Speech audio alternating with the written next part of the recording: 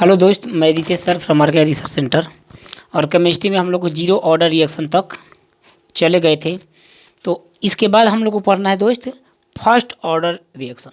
लेकिन first order reaction के पढ़ने से बाद हम लोग पढ़ने से पहले हम लोग शुरू करेंगे अभिक्रिया की आणविकता, मोलिक्यूलिटी ऑफ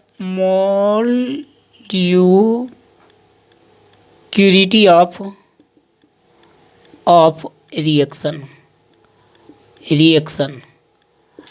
अभिक्रिया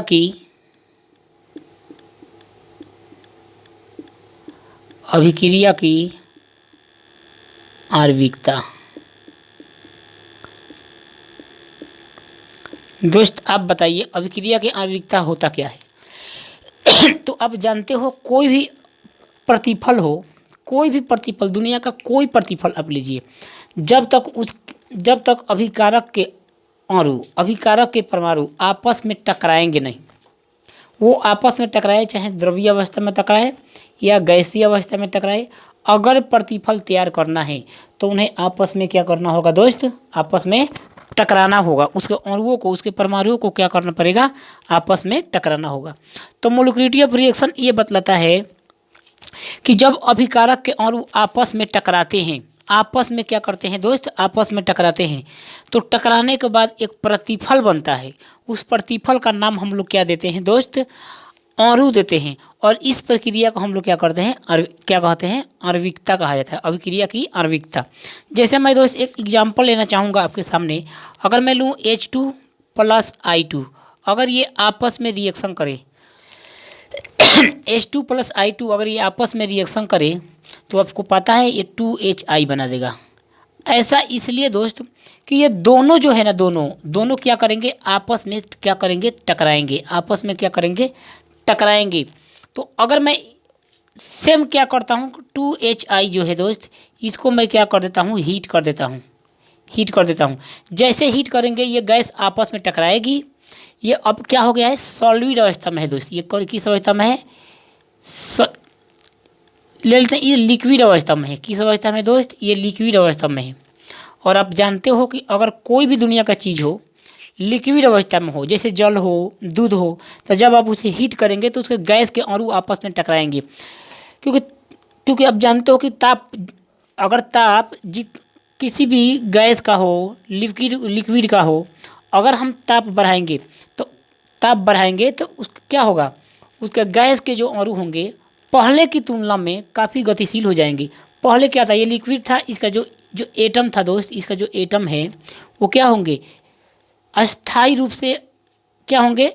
अस्थाई रूप से रेस्ट में होंगे। लेकिन जैसे ही मैंने इसको हीट किया, इसके गैस के अणु आपस में टकराते हुए क्या निकलेंगे? बाहर निकलेंगे। इसका मतलब क्या हुआ? गैस के अणुओं की गतिज ऊर्जा क्या हो जाएगी? बढ़ जाएगी। मतलब गैस के अणुओं की गतिज ऊर्जा जो Ke होता है, Ke = 3/2 nRT दोस्त। तो गैस के अणु क्या होंगे? आपस में काफ़ी तेज गति से गतिशील हो जाएंगे। और आप जानते हो इस केस से मैं एक भी बताया था कि K =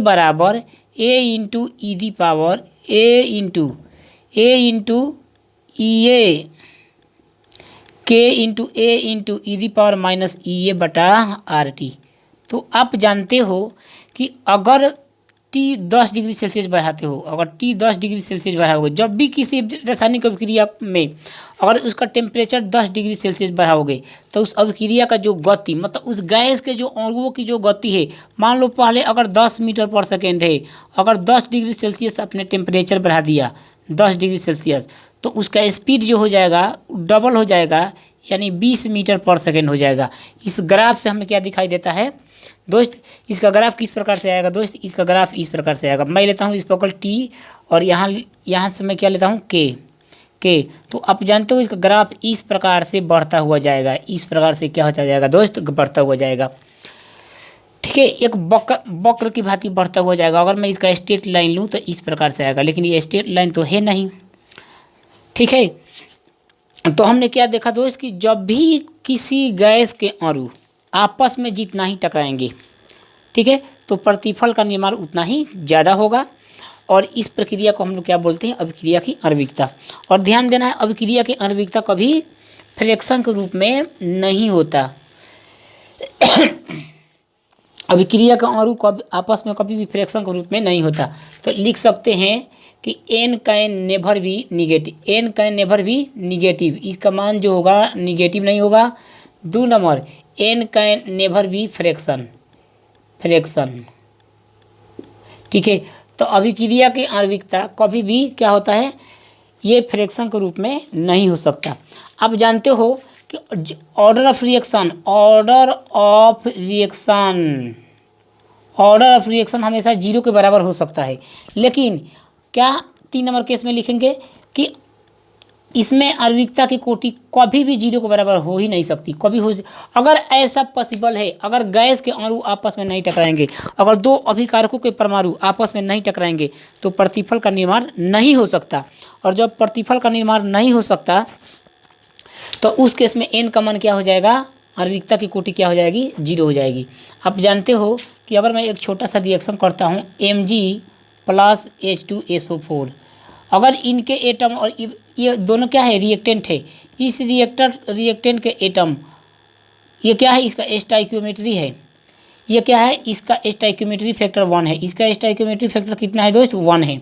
तो अगर इसको मुझे प्रोडक्ट बनाना है तो इन दोनों एटम को, दोनों मॉलिक्यूल को आपस में क्या होना चाहिए, टकराना चाहिए। तो MgSO4 + H2 बच गया, समझ गए क्या। तो इस केस में अब जानते हो आणविकता की कोटि कितनी हो गई, 1, और ये क्या हो गया, 2।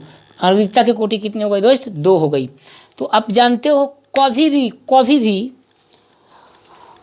आणविकता की कोटि 0 के बराबर नहीं हो सकती। तो आणविकता की कोटि का मतलब शॉर्ट में मैं ये आपसे बताना चाहूँगा कि जब 2 एटम आपस में टकराते हैं, जब 2 एटम आपस में संयोजित होते हैं तो प्रोडक्ट का निर्माण होता है।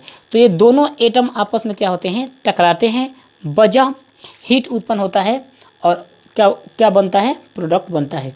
तो आणविकता की कोटि का मतलब यही होता है। अब लेंगे हम दोस्त इस पर एक स्पेशल क्वेश्चन। तो ये लेंगे दोस्त क्वेश्चन केमिकल काइनेटिक यानी रासायनिक बल गति का ये क्वेश्चन, जो स्पेशलिस्ट मैं जो थ्योरम जो कंसेप्ट पढ़ा रहा हूँ वो 12वां क्लास के लिए स्पेशल है। लेकिन ये जो मैंने क्वेश्चन कराया, ये जो क्वेश्चन मैंने लिया है ये स्पेशल जेई एडवांस वाले बच्चे देखें, स्पेशल जेई एडवांस वाले बच्चे देखें, उनके लिए गौरी छोहारा की तरफ फ़ायदा करेगा। चलिए, तो ये क्वेश्चन है the forward rate constant for elementary reversible reaction C2H6। ये रिवर्जिबल है, जो 2 तीर दर्शा रहा है ना, एक तीर इधर और एक तीर इधर, तो ये क्या है दोस्त, रिवर्जिबल रिएक्शन है। अच्छा बात है। C2H6 से क्या बन रहा है, 2CH3 इज 1.567, मतलब फॉरवर्ड को हम लोग बोलते हैं KF, फॉरवर्ड रेट कांस्टेंट। तो 1.567 गुने 10⁻³ अच्छा बात है। हम टेम्परेचर नहीं लेंगे दोस्त, चूँकि टेम्परेचर को क्या किया उसने, KP = KC × RT⁻∆N वाली बात हो गई।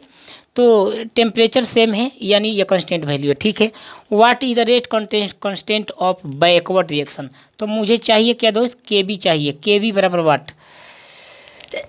तो जो सांद्रता है C1, मतलब कहने का मतलब CH3 वाली सांद्रता, तो वो कितनी दी है दोस्त, आप जानते हो कितनी दी है, 10⁻⁻⁴ मोल। कितना दिया दोस्त, 10⁻⁻⁴ मोल। अच्छा बात है। और C2H6 की जो सांद्रता दी है दोस्त, वो कितना दिया है, ओनली 10 मोल दिया है। अच्छा बात है। और ये इक्विलिब्रियम प्राप्त होता है दोस्त। आप जानते हो इक्विलिब्रियम कब प्राप्त होता है, हम जानते हैं कि KC किस प्रकार से निकलता है, इनके ये इसकी सांद्रता और बटा किसकी सांद्रता, C2H6 वाली सांद्रता। तो KC = KF, क्या होता है दोस्त, KF बटा KB, ठीक है। तो KC का मान तो मैं ये रख सकता हूँ दोस्त, क्या रख सकता हूँ, CH3 अगर कोई सांद्रता हो तो वो उसके पावर में चला जाता है, और C2H6 मेरा इतना आ गया। अरे बोल दो, हाँ, किसको समझ में नहीं आया वो बोल दो, उसको बोलना पड़ेगा, ठीक है दोस्त। अब आप ये बताइए मुझे, अब आप बताइए दोस्त,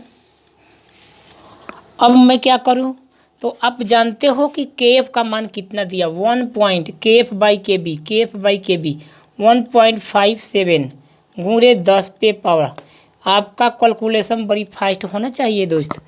कितना दिया है, 10 पे पावर -3 बाई के बी, तो मुझे फाइंड आउट करना है, बराबर CH3 की सांद्रता कितना दिया दोस्त, 10 पे पावर -4, मतलब 10 पे पावर -4 का होल स्क्वायर 10 पे पावर -8 बाई इसकी कितना दिया दोस्त 10।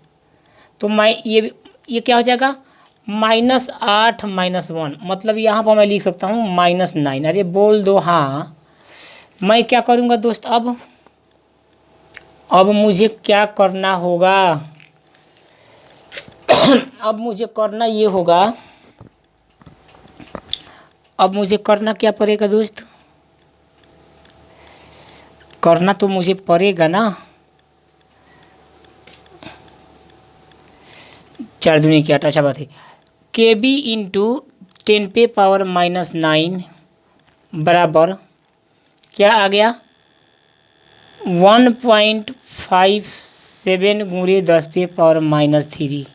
अगर मैं के बी का मान निकाल दूँ दोस्त, अगर मैं के बी का मान निकाल दूँ तो मेरा आंसर आ जाएगा 10 पे पावर -9।